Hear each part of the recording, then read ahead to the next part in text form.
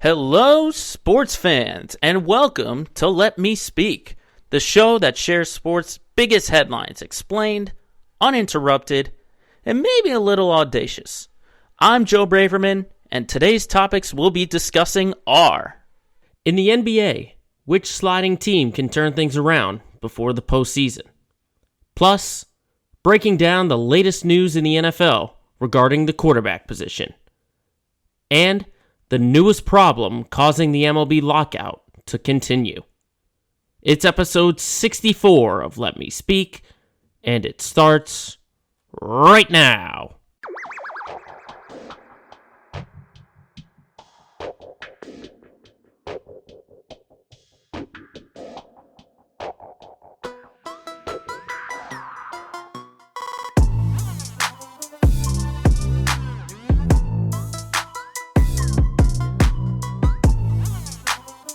How's it going, everybody? Here on Thursday, March 10th, 2022, episode number 64, coming at you of Let Me Speak. Thank you, everyone, for tuning in wherever you are getting this podcast. If you're watching us virtually on YouTube or just listening to us on your usual stroll, or if you're killing some time on whatever podcast platform you got, including Spotify or Apple Podcasts. Around here in the Swampscott, Massachusetts area, we are getting close to daylight savings time, and it doesn't feel that way after last night with a minor snow system. It's already melted by this morning with the sun going out, so nothing too major. But hopefully, with daylight savings time, losing an hour and getting some more sunlight, gets you more and more excited for springtime. I know for me, it definitely gets very excited, and this weekend's going to be very exciting, at least for me. I'm going to be heading to the TD Garden for the Celtics-Mavericks game.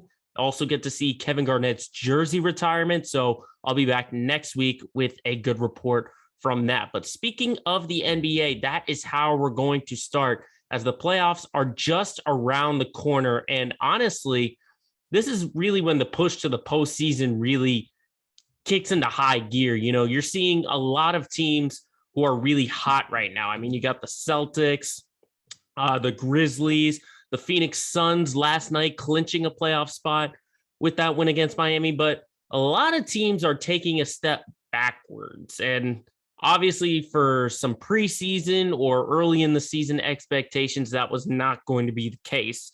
And this segment's all about diagnosing which team can really turn it around heading into the postseason. So all of these sort of losing streaks or, tough stretches of games are going to be based on playoff teams. And I think the Brooklyn Nets have to be the obvious number one out of there.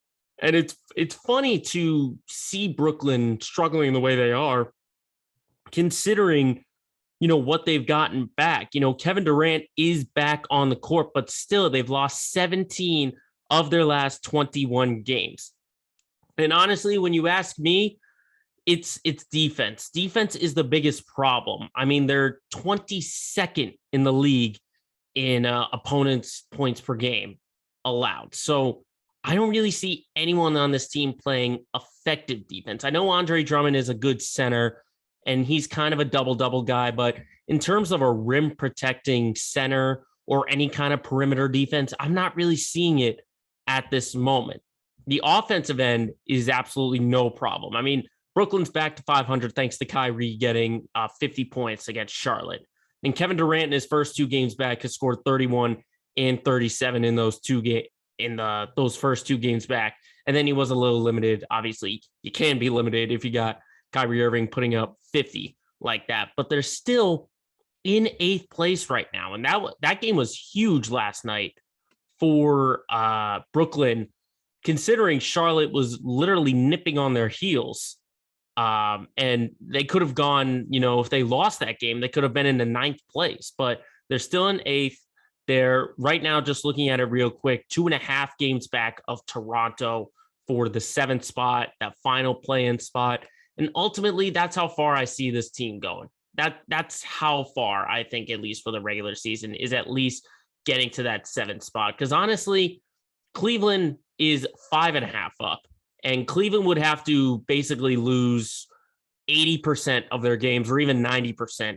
And Brooklyn would have to win 90% of their games to get out of the play-in spot. So I don't really see that happening for Brooklyn. But in terms of where they are right now, I mean, they have the roster makeup when they're fully healthy. I mean, you've got some great offense, but it's a matter of Steve Nash and that coaching staff getting everyone to play defense. And that's where Ben Simmons can help if he actually plays. I mean, it seems like the biggest mystery this entire season is when is Ben Simmons going to take the court? Because we still have no idea. We know he's sitting on the bench against the game in Philly, but if you're talking to mental health, Philly fans are going to be basically raising hell tonight when the Nets are in town. And when he's on the bench, they're going to let him hear it, even though he probably doesn't deserve it. I'm one of those guys who thinks Ben Simmons was absolutely wronged with the situation in the 76ers organization. But when he actually plays the court, this team can get better. So I'm not ready to count them out just yet as title contenders. Because, I mean, if they get into the play-in, they're probably going to see Milwaukee and Philly. And who knows if that defense will get better and better. But if they don't, then these title aspirations that have gone on for maybe 2 years or so are just going to fly right out the window. Brooklyn is not going to have any chance of being a championship contender if they continue to play the way they are. But we'll see what happens. There's still plenty of games left to be played for Brooklyn. And hopefully, Ben Simmons can return to the court and make things better. But, similar to what the Nets are doing in the East, the West team under the same label right now has to be the Lakers. And I know it's getting kind of tiresome to talk about the Lakers because, I mean, it's one of the most historic franchises, maybe the most historic franchise in the NBA. And here they are just bad. And I mean bad. They're 28-37. They're in the 9th spot right now in the play-in. And there were a lot of people thinking, hey, maybe LeBron scoring 56 against the Golden State Warriors last Saturday night can turn things around. But no, they've lost 9 of their last 11, including an overtime loss to the Rockets. Houston's the last team in the Western Conference. They're the worst team. They have the worst record, and they lost to them in overtime. So similar to Brooklyn, it's defense. No one plays defense on that team. And especially when you look at the lineup that they have. I mentioned last week that they're just old and tiresome, but just mostly, no one plays D. And the way the lineup is constructed, the center spot is a big lack in terms of defense. I mean, you look at the second unit, essentially, when you have Carmelo Anthony and Talen Horton-Tucker, those guys, and then you put LeBron at the center spot, at the number 5 spot. You know him. He's a very passive-aggressive defender.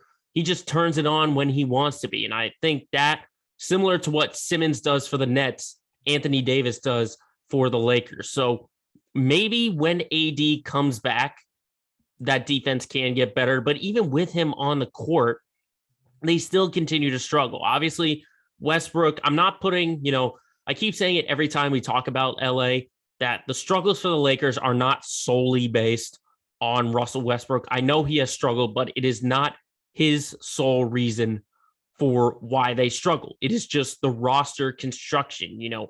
Westbrook's style of play just doesn't fit with LeBron or Anthony Davis. And then all the moves that they made of a bunch of old 30-year-old guys just don't work. So I don't really see this team turning it around as much. I think it's a definite lock that they get into the play-in. And I can't even say if they're going to get out of that, considering who they'd have to play. Because right now, they'd be playing New Orleans. And the way the Pelicans' offense has been, I don't know if they can win that game if the season were to end. I don't know if they can beat them with the kind of defense that they have. So not a lot of hope for the Lakers. And hopefully this is the last time we have to talk about the Lakers because everyone wants to talk about they stink. They're old. What is going on? And then when one good thing happens, everyone's going to say, they're back. They're back. They're done. I will not count out LeBron James, though. I'm never going to say that they're absolutely done and they can't make any noise, but championship contenders, absolutely not. I really just don't see it. I don't see it with this Lakers team. even if they get out of the play-in, I don't see them beating Phoenix in a 7-game series, or Memphis in a 7-game series, or even Golden State in a 7-game series. So I'm not counting out LeBron James and the Lakers, but all signs are pointing to they are done. That's how I sort of see LA right now. But going back to the Eastern Conference, I want to talk about the Chicago Bulls. I mean, the Bulls were early on in the year maybe the most surprising team in the NBA, with the way they skyrocketed to number one in the Eastern Conference. But in the last couple of games, they've dropped from near the top, that first or second spot, to now they're sitting in fourth right now, only a half game up on the Celtics for that fourth spot in the Eastern Conference. And they had a 5-game losing streak broken last night, thankfully, with a big comeback in Detroit against the Pistons. And I think it's a combination of two things for this Bulls team. It's injuries and the schedule, because I think everyone knows how many pieces this team has been missing. Lonzo Ball still out. Alex Caruso still out. Patrick Williams has been out for almost the whole year. And there are some signs that a few of them are close to returning to practice at least. But we know the kind of injuries that this team has had, the ability to juggle the lineups. And they've still been good, but they've gone into basically a buzzsaw stretch. In 5 of the last 6 games consecutively, they've played the Grizzlies, the Heat, the Hawks, the Bucks, and the 76ers. Those are 5 very good teams. I know Atlanta's sitting 10th right now and is below 500, but they're still a dangerous team. But what I think the end game is for Chicago, and what gives them that past success, is DeMar DeRozan. I think he's the ultimate X factor. I mean, look at the hot streak that he had when he was scoring 35 and 40 in like 6 straight games. They had won 6 straight games a short time ago when DeRozan was on that hot streak. Now, during the 5-game losing streak, he's only cracked 30 points once. It's been a lot of 22, 23, 24. But then when you look at last night's win against Detroit, he scored 36. So when you see it on the court, the combination of him and Zach LaVine both playing at their best are one of the more unstoppable duos in the NBA that we've seen so far in the regular season. So I do think that Chicago can turn things around, and they can make a lot of noise in the postseason. I guess it really depends on, who their opponent might be. I don't know if I trust them against the 76ers or the Bucks, or maybe even the Miami Heat. Not 100% sure on that, but this is a team, when healthy, are one of the best teams in the conference. For as wide open as the East is, the Bulls have been a certain thing.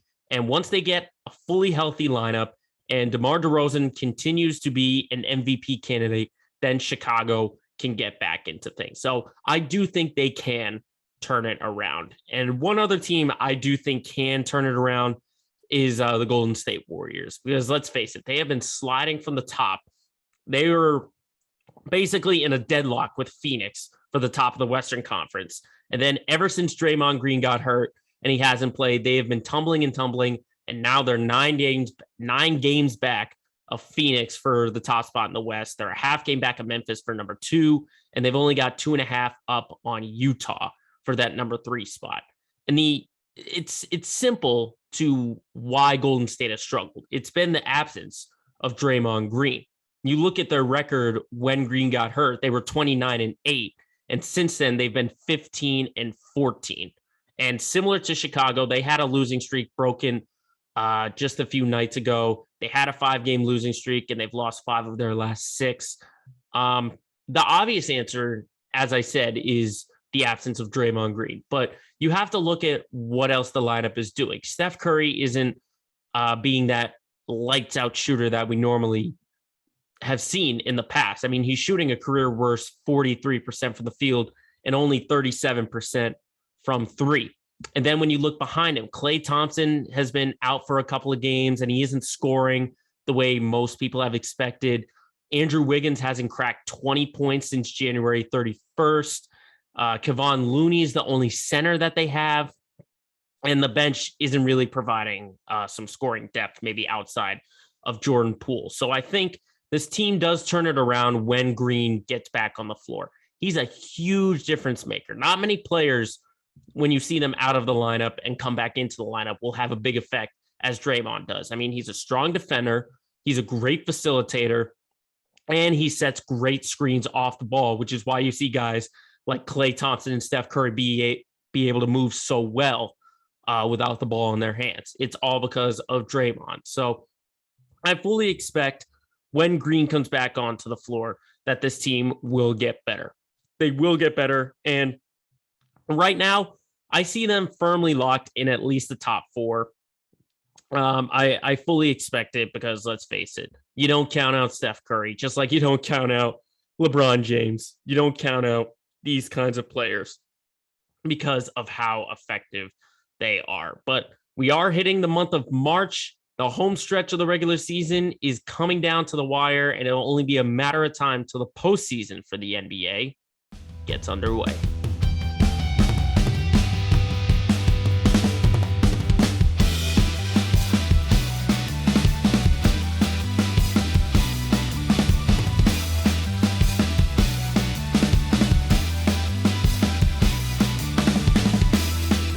On to the NFL, and it has already been a very hectic off season. I mean, we have one big trade, then a follow-up trade after that, and of course, the big money extension from Aaron Rodgers. And this segment for the NFL is dedicated solely to the quarterback position. And of course, the three big news from this past week has been Aaron Rodgers, Russell Wilson, and Carson Wentz. And we'll start with Aaron Rodgers, of course, a saga that's been going on for over a year now. He said he's unhappy in Green Bay. He wanted out. Then he comes back. And now the situation hopefully is dead and gone, as Aaron Rodgers is now the highest paid player in NFL history. A 4-year, $200 million deal with $153 million guaranteed. Now, for those of you wanting to do the quick math, 4 years, 200 million, that's $50 million a year.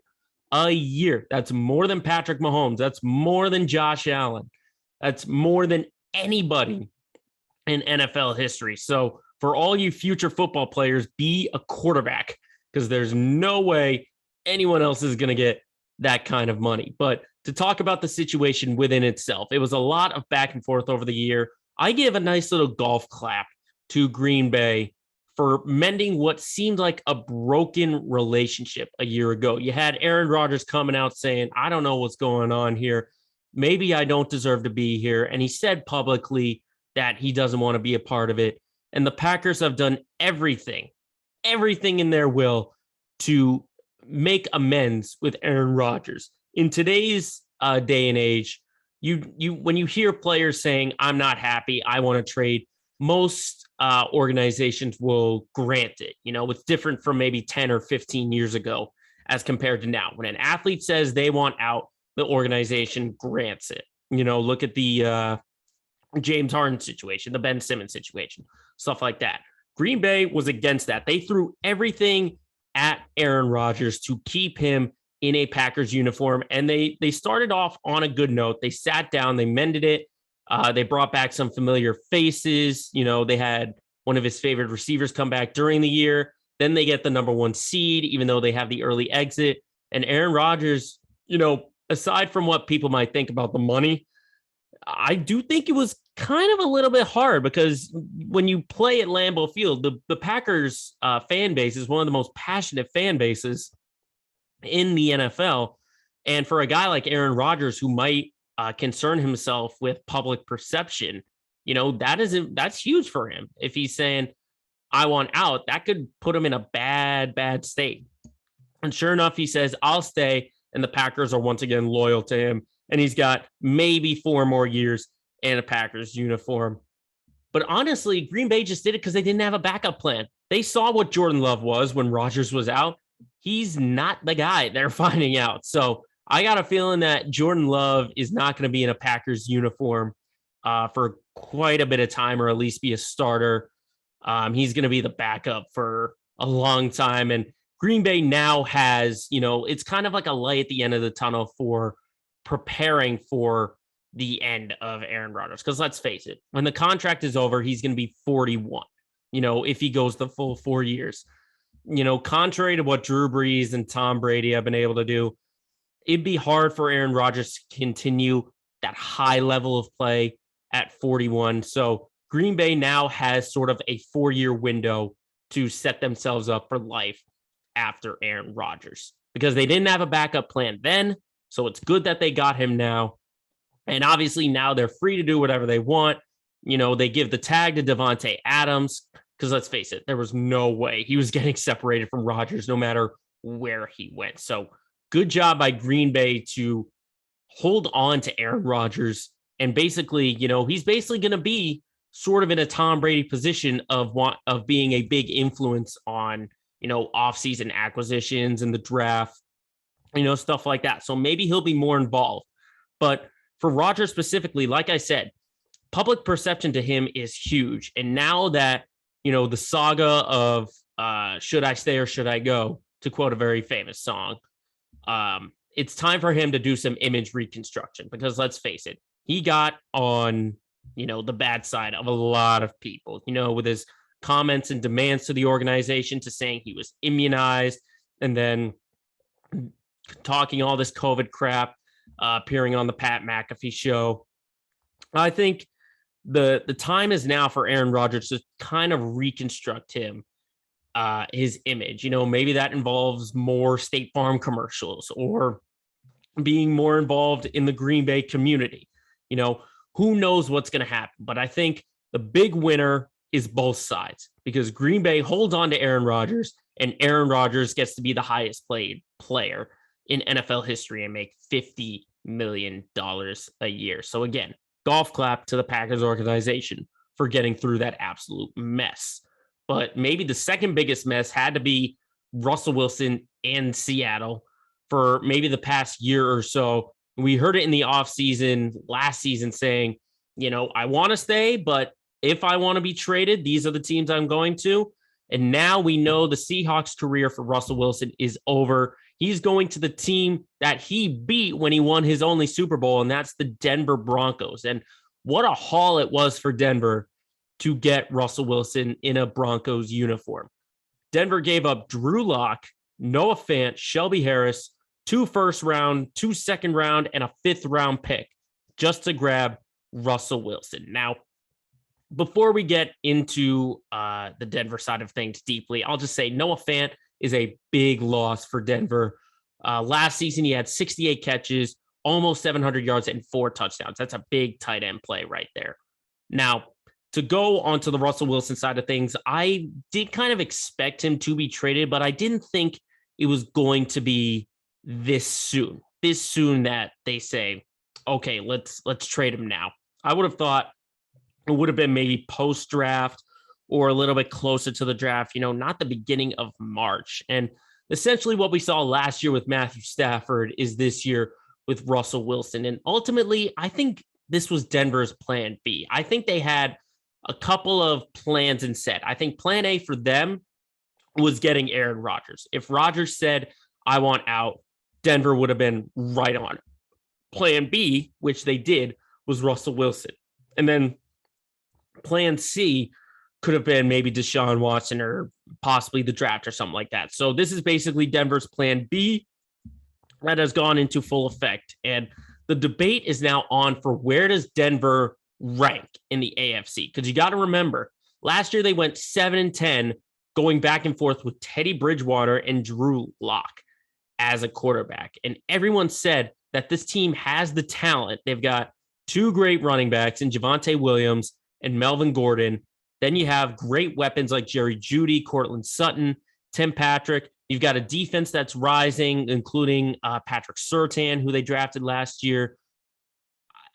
It's hard to say where Denver is going to be. I think first off, re-signing Melvin Gordon should be a priority. The question is, does he want to continue splitting time with Javonte Williams? Because it's almost like a 1A, 1B situation with those 2 running backs. Does Melvin Gordon want to continue on that path, or does he want to be the standout number 1 running back on another team? Now, I can't say if there will be instant success for the Broncos, just because the division now is so tight. It's probably going to overtake the NFC West as the toughest division in the NFL. You got Patrick Mahomes and the Chiefs, Justin Herbert and the Chargers, and Derek Carr and the Raiders. They're still in there. And then you add Russell Wilson and the Broncos. I mean, this is going to be a tough division to predict. Do I think Denver's going to get better? Absolutely. Absolutely. But that AFC just gets tighter when you have the Dolphins and the Patriots on the rise. You still have contenders like the Bills, and the Ravens are going to get better. A bunch of other teams, the Titans, the Colts are going to get better. You think the AFC is stacked, absolutely stacked. So I can't say if it's going to be instant success for Denver, but I do like the move that Denver made to grab Russell Wilson. I think they do get better, but I can't say if they're automatically Super Bowl contenders. I can't say it just yet. But on the other side of things for Seattle, I think everyone knows now for sure this is going to be a definite rebuild for the Seattle Seahawks. I mean, they released Bobby Wagner as well in the defensive end, so it's going to be a whole restart. They pushed the restart button up there in Seattle. And the good news for the Seahawks is entering the draft before the move, they didn't have a draft pick in the first round. Now they've got the number 9 pick that Denver had. And I got a feeling it's going to be a quarterback, because there's no way, if you told me that Drew Lock or Geno Smith was going to be the Seahawks starting quarterback by week 1, I would have said they better have struck out in free agency or not gotten any results in the draft. So this number 9 pick that they have is going to be a quarterback. We'll see what Seattle does with that pick, but it was time for a rebuild, and the Seahawks have gone head first, diving on in, and they're just going to suffer. They're going to suffer, and it might be a while until the Seahawks get back to sort of that Legion of Boom 2 Super Bowl appearance team that they were a couple of years ago. So we'll see how both teams do, Denver and Seattle, now with the trade official. But the last quarterback move that was made was Carson Wentz, as I mentioned. Once again, Wentz finds a new home as the Washington Commanders have made a trade with Indy, as the Colts get 2 second-rounders and a third-round pick from Washington for Carson Wentz. Now, I said this all the way back before Wild Card Week, talking about the last of the regular season. Carson Wentz is done as an effective quarterback, okay? This is going to be a bridge guy for Washington because he's always injured. In the last 2 seasons, he's gone 12, 15, and 1. Now, everyone's going to say, oh, what about the numbers? I know he put up great numbers a year ago with Indy, 27 touchdowns and 7 interceptions. And we know, similar to the Colts, that Washington has these great weapons on offense like Terry McLaurin and Antonio Gibson and Logan Thomas. But is Carson Wentz going to be that leadership guy to utilize him? Okay, it's leadership skills and clutch moments that remain open for discussion. You go back to the game against the Titans where he just basically threw a lob in his own end zone for an easy pick 6. And you go back to the last game of the regular season where they put up a dud against Jacksonville with the playoffs on the line. I mean, those last 2 games against the Raiders and the Jags, they just had to win one. They just had to win one. They would have gotten into the playoffs, and Wentz wasn't able to do that. So does Washington do better? Maybe, but I don't see Carson Wentz as being effective anymore. This isn't a guy where you make the move and you say, oh, they're automatically going to the playoffs. They're automatically the top team in that division. They're not. Everyone said it's desperation for making this move, and ultimately it is, because who thought they were going to get Aaron Rodgers? Who thought they were going to get Russell Wilson? No, this has been plan D, essentially. Reports are coming out they sent 3 first-rounders to the Seahawks, and even Russell Wilson said he didn't want to play in Washington. Smart move by him.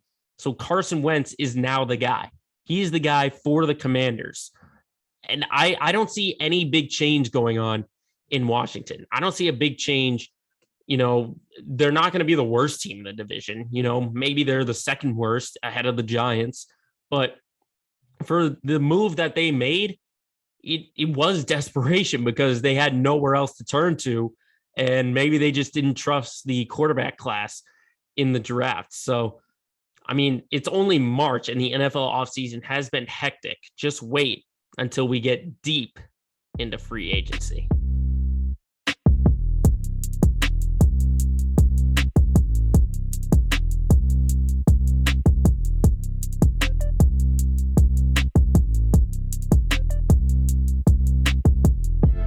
Now, of course, we have our usual headlines taking place, but there have been a lot of sub-headlines to talk about. So let's dive into our usual segment, Quick Hits.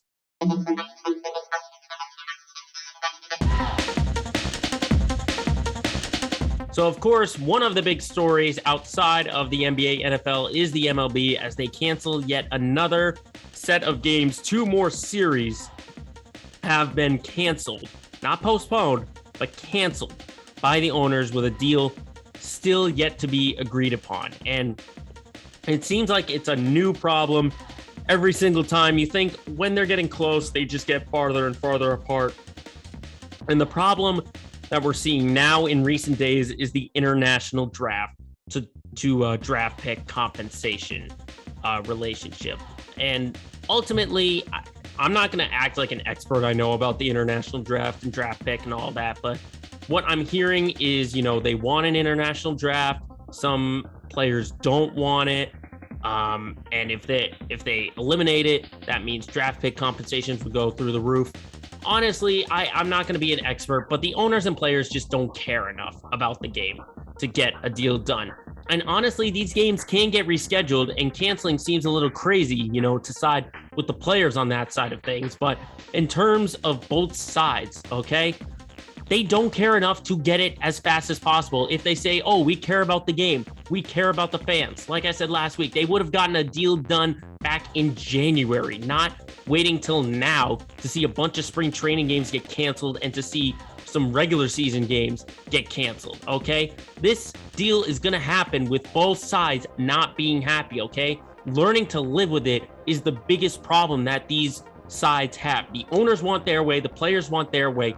The overall aspect is that no one's going to get their way, okay? There are some things that are going to be good for them and some that are not. Learn to live with it, okay? That's why I continue to say that Rob Manfred is the biggest clown in sports, because this shouldn't have gotten that far anyway.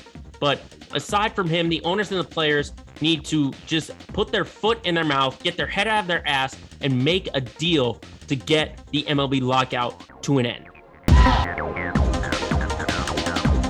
But going back to the NFL, let's talk about Calvin Ridley. Earlier in the week, it was announced that Falcons receiver was suspended for the whole 2022 season for gambling. And the couple of notes that we're getting is that he used FanDuel in a 5-day stretch in November while he was away from the team. Because, of course, if you remember, he stepped away to take care of his mental health. There was a 5-day stretch where he bet on NFL games that included his own team in Atlanta. And this is a really slippery slope, talking about athletes and gambling. But before I talk about that, what he said on Twitter was absolutely foolish. He tweeted out that he only spent $1,500 and that he doesn't have a gambling problem.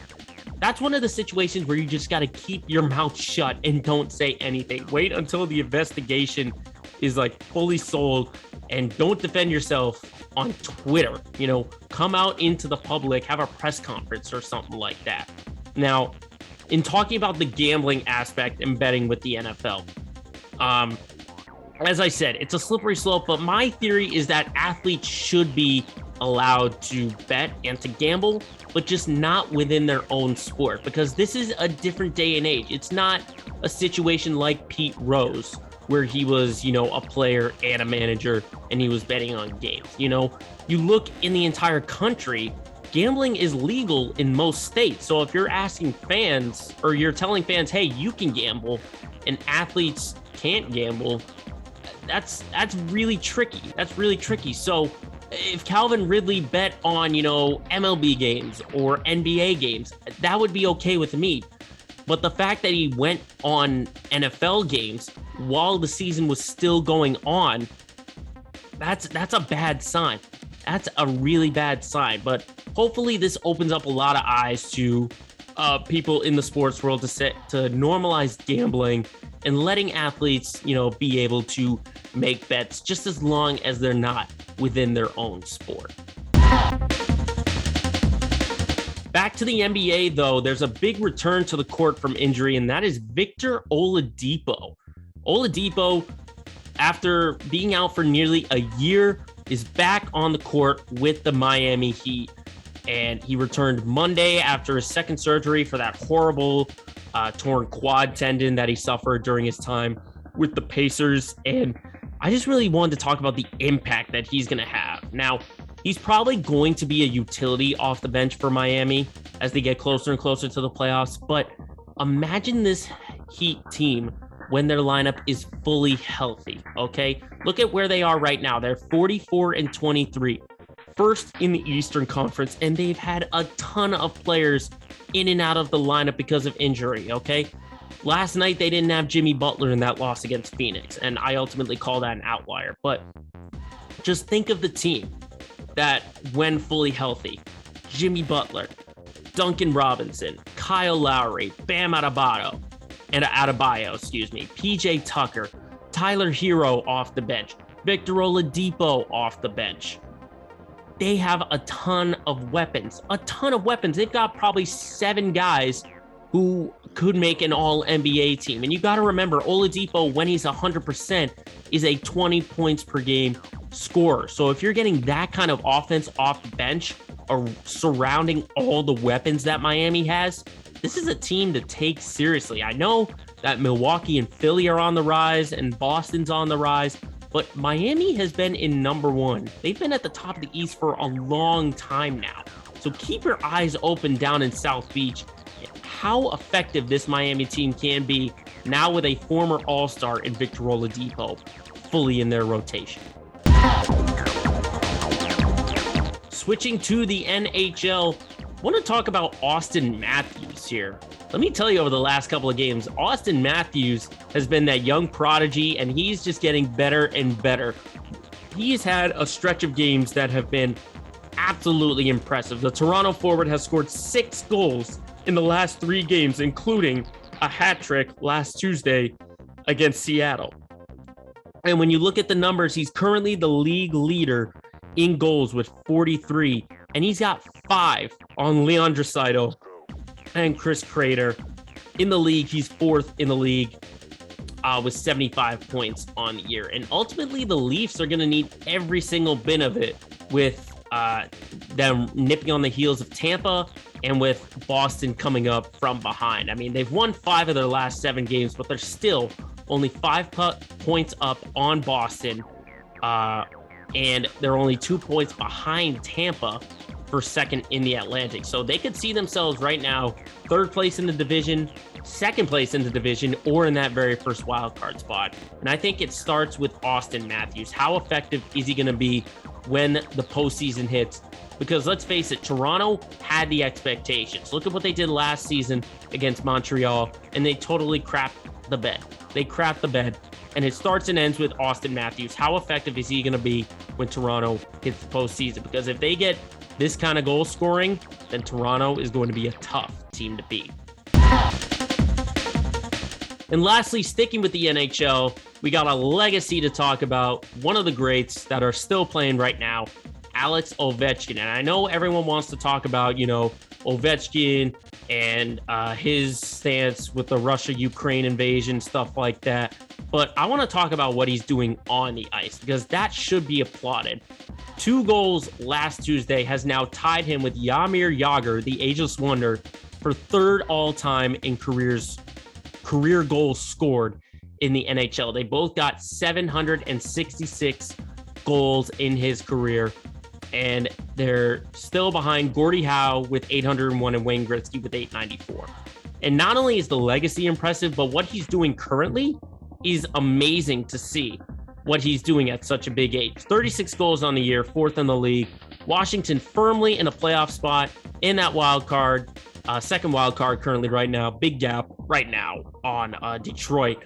And it's just amazing to see what Ovechkin has done at 36 years old. The effective goal scorer that he is, and the way he sort of carried this Washington team. I know they're not, Stanley Cup contenders or whatever, but the fact they're still in the playoffs with Ovechkin skating at a high level at 36 years old, this is normally the time in the NHL where guys kind of start to fall back and aren't as effective. But being the high-profile goal scorer that he is at this age, very, very impressive. And the Capitals are not a team that you want to sleep on.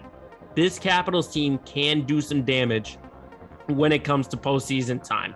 And the NHL is a great spot to do it because we've seen a bunch of lower tier teams, lower seeded teams have some big Stanley Cup runs. So Washington can totally do that, but it's just amazing to see how effective Ovechkin has been at this stage in his career.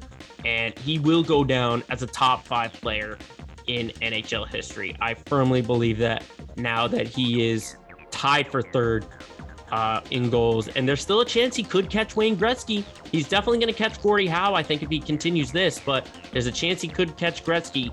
But just for me, now that he's tied for third, he'll eventually get into third by himself, I think. I think he's got himself now into a top 5 of all time. I really do believe that, the way Ovechkin has played. So congrats to Ovi for continuing to add to his legacy. And that, ladies and gentlemen, is this week's edition of Quick Hits.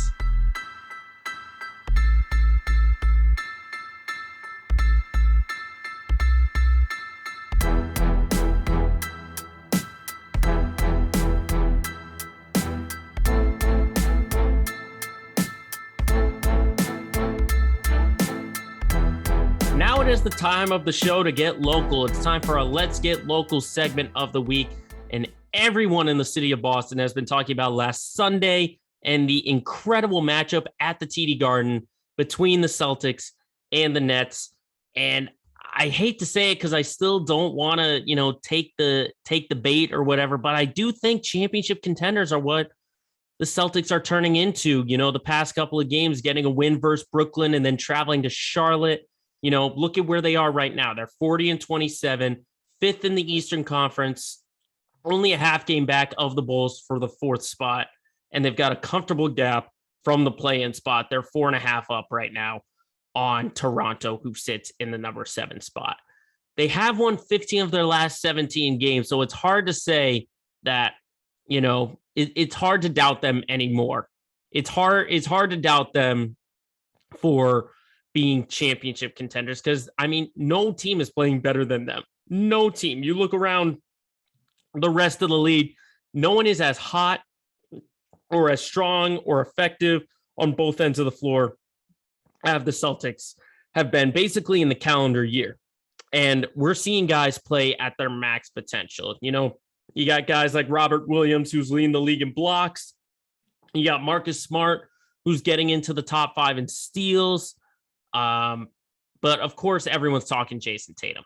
Everyone's talking Jason Tatum and what he's done the past couple of games. To see clutch time improving, especially against the Nets and KD, has been so much fun to watch. Come on, 54 points against 2 of the greatest players possibly in league history, in Durant and Kyrie Irving. Unreal. 54 against Brooklyn, following that up with 44 last night against Charlotte. And what blows my mind is for the amount of history that the Celtics team has through all the 17 championships. There's only 2 players right now who have the most 50-point games in Celtics team history. That is Larry Bird and Jason Tatum, and they've got 4.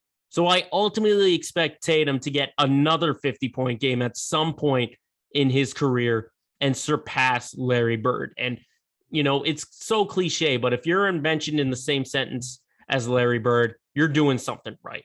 And to see what Tatum has done in this last stretch of game, the way he's been able to mature, you got to remember, he's only 24 years old. So he's still got at least 5 more years of excellent play, maybe even 10 years of that.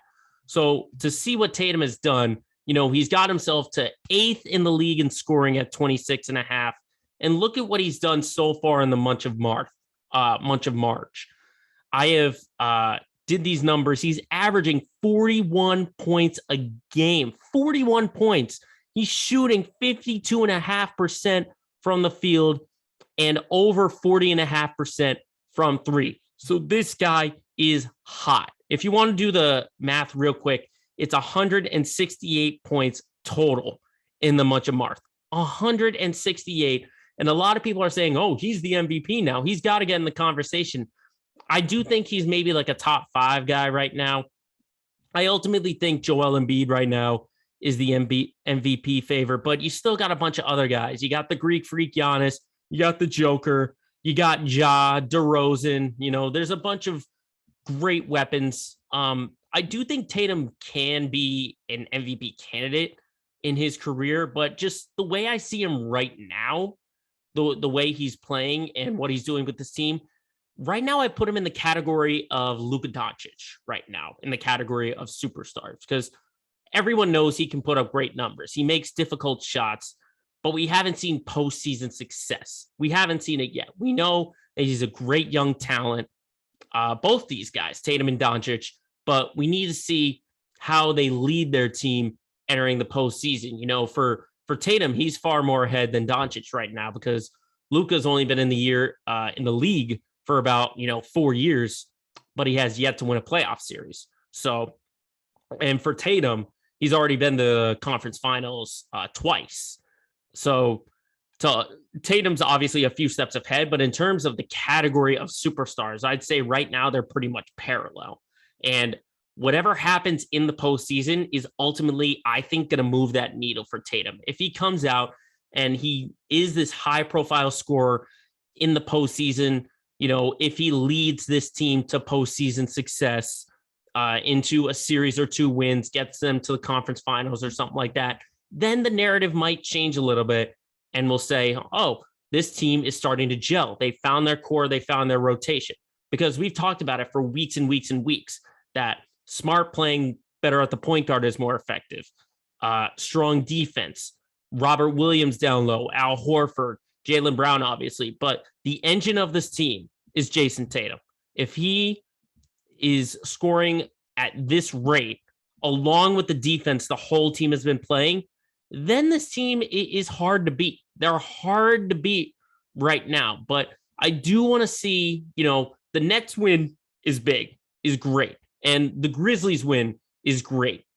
But there's still just a couple of things I want to see, from this Celtics team. I do think they're contenders, championship contenders, but I just want to see, I'm just looking really quickly at the next set of games.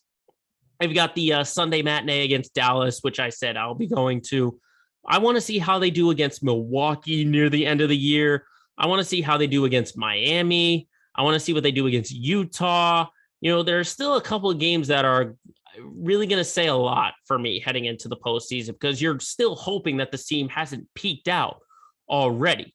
But the good news is that when you've got Tatum, who's scoring at an incredibly high rate, all you got to do is just give it up to Jaylen Brown. And luckily, Brown only missed 1 game, which they won against Memphis. You get a guy like Jaylen Brown. He can take over the offense. Or you get guys like Grant Williams coming off the bench, who looks very strong. You got a nice low presence by Robert Williams, which, by the way, I think Rob Williams might be a defensive player of the year. He could be. Very well could be. We'll have to see. But I'm just enjoying the stretch of play that the Celtics have done so far. It's hard to just not analyze and just enjoy it. And it's going to be fun to watch them in person this Sunday at the Garden, taking on Dallas. And then, the other games they got this Friday, they got Detroit, and then they go on a West Coast trip for 4 games. That includes the Warriors, the Kings, the Nuggets, and the Thunder. So we'll see if the Celtics can continue to get that. And who knows how high they could get in the Eastern Conference. They might even get themselves to number 3 or number 2 if they continue to roll the way they are. But for right now, they are championship contenders. We'll just see what they do. We'll see what they do. But a team that still probably needs some work into becoming championship contenders are the Bruins. And they came back home. They've continued to roll. But geez, that game against LA was not fun to watch. I mean, let's look at the positives. First off, is that they went 5-1 on their 6-game road trip. Could have been 6-0 if not for some really bad mistakes against Anaheim. And the good news is that they have scored a point in 9 of their last 11 games. But, I want to talk about the game against LA, against the Kings. This was a team that a week ago had beat them 7-0 in LA.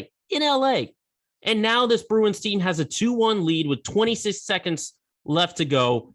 They give it up on a 6-on-5, and then they allow a breakaway for the game winner. Now, again, positive is that they still grabbed a point, but it could have been 2 instead of 1.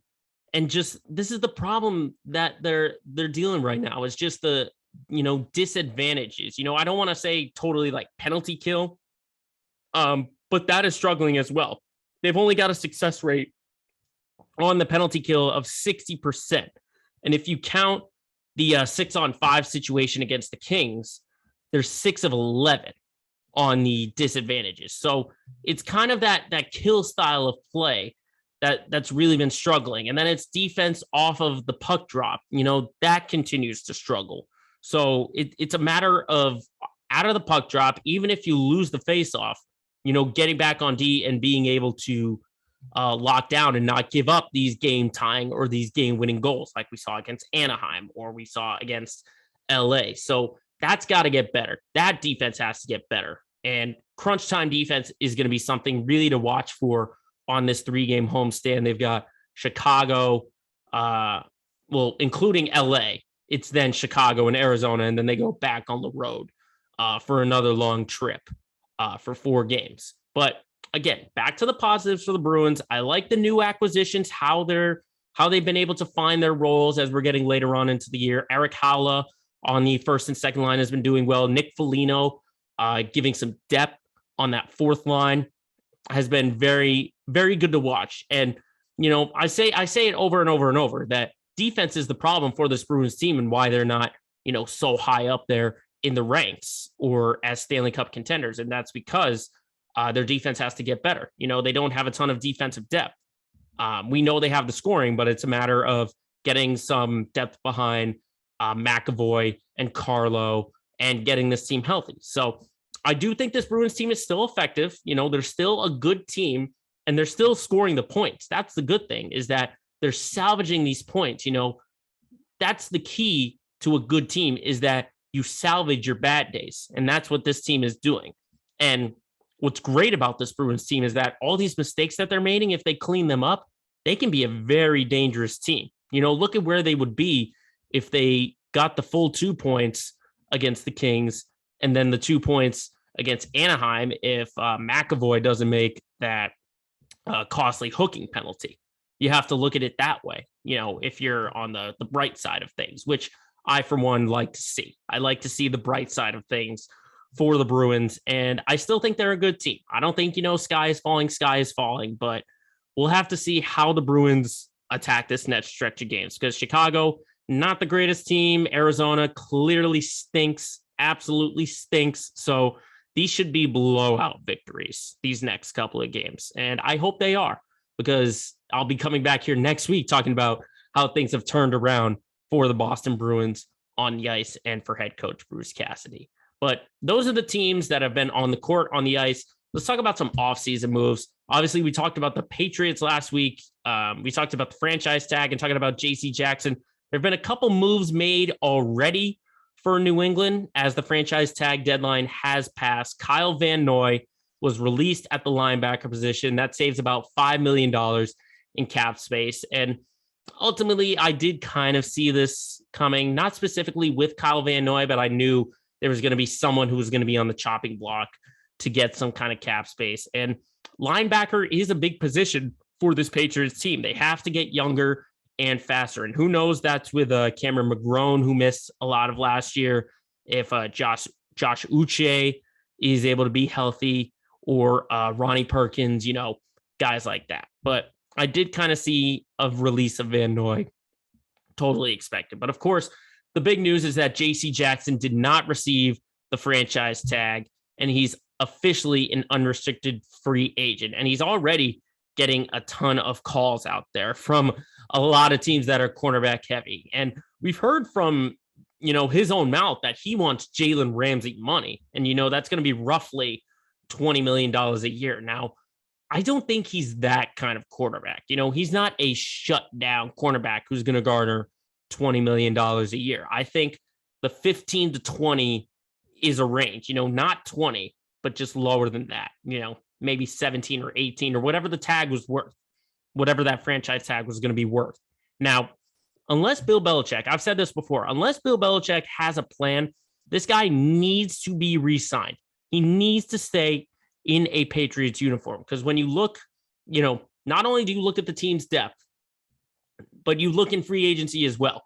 There's not really a number one cornerback that you can say, hey, let's go grab him and he can be our shutdown guy. We'll put him on the Stephon Diggs, on the Tyreek Hills, on the big receivers. And I just don't see it. I don't see it in free agency. I don't see it on this depth chart. You're telling Jalen Mills and Jawan Williams and Miles Bryant to really just step up their roles. I don't see that. One of the problems this team needs to address in the offseason is getting better defensively. And I think that starts and ends with having J.C. Jackson as a cornerback. Is he a shutdown guy? No, but he's a ball hawk. He's one of the better ball hawks this league has. You keep him under your roof, then your defense is going to get better. Without a doubt. So if Jackson walks and he's not with this New England team, then Bill Belichick's in trouble. This coaching staff is in trouble. The way this defense is, they're going to get eaten alive in the pass game. They're going to get eaten alive if they don't make any kind of improvements at all. And I hate to say it, but I just feel like I've got like a weird feeling that someone's going to throw a lot of money at Jackson to leave New England. And I think Jackson is one of those guys who's going to take the money and, he's going to try, not necessarily bet on himself, but he's just going to, secure whatever he's got and whatever he's earned. And if he falls off, he's still got that money. That's where I kind of see JC Jackson. So I see a team that might be, not as great as New England try and throw a ton of money at him, like maybe a Seattle or a Jacksonville or some team like that. They're gonna throw some money at him. So I don't have the greatest feeling that Jackson will return to the Patriots, but who knows? It's still early in the offseason. There's still plenty of things that can happen before training camp gets underway. But in the city of Boston, as always, people and fans expect success, and we'll see if every single team in the Boston area can achieve it.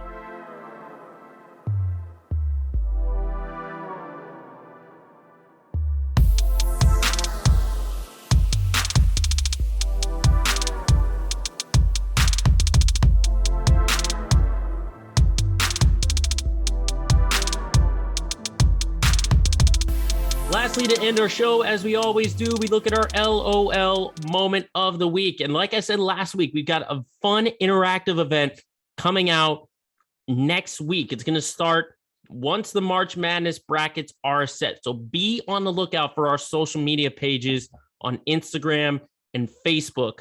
Again, you can search for it using @LetMeSpeak_official, and that will get you engaged and maybe have a little bit of fun. But back into our LOL moment. This one is not necessarily an athlete. We're going into the celebrity category for our LOL. So this week's LOL moment of the week is going to Will Ferrell. The very acclaimed comedian and actor has gotten himself involved in the sports world yet again. If you missed it earlier in the week, he brought back one of his iconic characters from the movie Semi-Pro. Jackie Moon took the court for the Golden State Warriors pregame. And it wasn't, this little spinoff or whatever where he was just having a lot of fun. He was fully engaged in pregame shooting and all these routines. There's a video where he's teaching Steph Curry how to shoot free throws. He's doing the Rick Barry style, and he made it. And then right after, Steph Curry makes his free throw. But of course, the highlight had to be making that half-court shot off the glass. I mean, this is a Warriors team known for long shots and half-court shots. And Will Ferrell's just getting involved. He made the bank shot, and that was the highlight for it. And what was funny about watching the videos was Klay Thompson's reaction, because a lot of people see Klay Thompson as very emotionless. He's got, this sort of stoic poker face.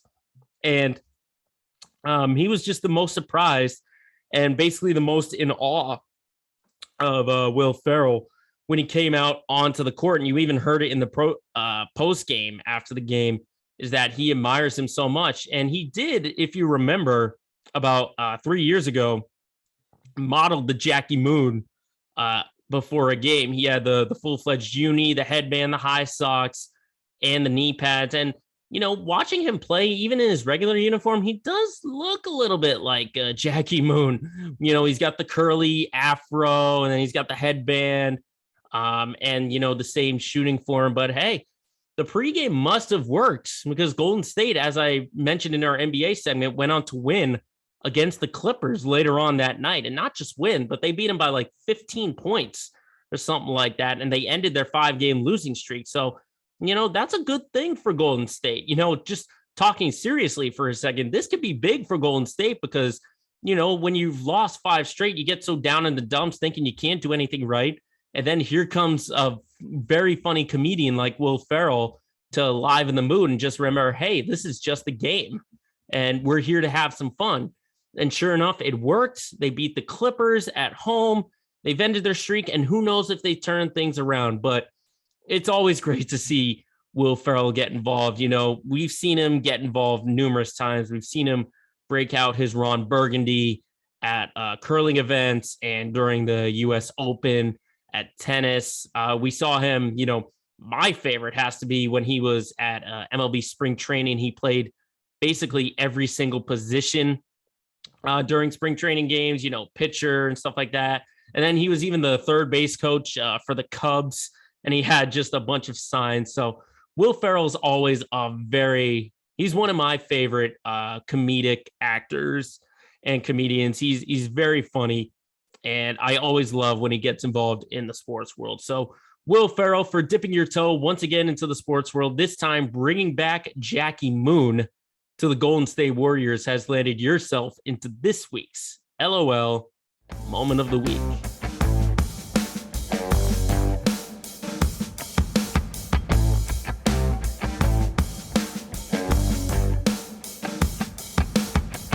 So that wraps it up once again for another edition of Let Me Speak. Thank you again, everyone, for tuning in wherever you are getting this podcast, via YouTube, Spotify, Apple Podcasts, wherever. Make sure, as always, you follow our social media pages, as I mentioned, Twitter, Facebook, and Instagram. All you got to do is search Let Me Speak Podcast.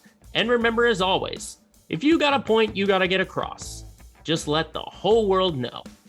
Shut up and let me speak.